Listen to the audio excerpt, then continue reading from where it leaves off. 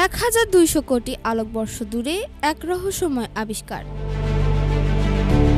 James Webb space টেলিস্কোপের চোখে ধরা পড়ল নতুন একগুচ্ছ ছায়াপথ, যা হতে পারে মহাবিশ্বের গঠন ও বিবর্তনের এক যুগান্তকারী সূত্র। কোথায় এই গ্যালাক্সিগুলো? এই আবিষ্কার ঘটেছে কসমস ওয়েব নামের একটি বিশাল অঞ্চলে, যেখানে 1678টি প্লুটো ক্লাস্টার বা গ্যালাক্সির দল শনাক্ত করেছেন বিজ্ঞানীরা। এই ক্লাস্টারগুলো শুধু ছায়াপথেই ভরা নয়, তাদের মধ্যে রয়েছে ডার্ক ম্যাটার, উত্তপ্ত গ্যাস এবং কেন্দ্রস্থলে থাকা বিশাল কৃষ্ণগহ্বর। কেন এটি এত গুরুত্বপূর্ণ? এই আবিষ্কার থেকে আমরা জানতে পারি প্রাথমিক মহাবিশ্বের ছায়াপথগুলো কেমন ছিল, কিভাবে তারা একত্রে গুচ্ছ তৈরি করেছিল এবং ডার্ক ম্যাটার ও ব্ল্যাক হোল কিভাবে গঠনকে প্রভাবিত করেছিল।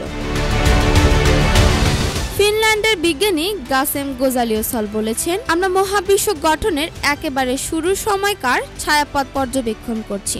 এই আবিষ্কার ইতিমধ্যে এখন পর্যন্ত সবচেয়ে গভীর এবং বৃহত্তর গ্যালাক্সির সংকলন।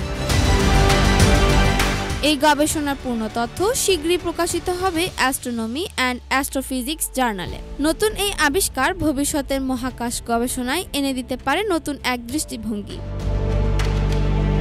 আরশিয়া আলম, আরসিটিভি।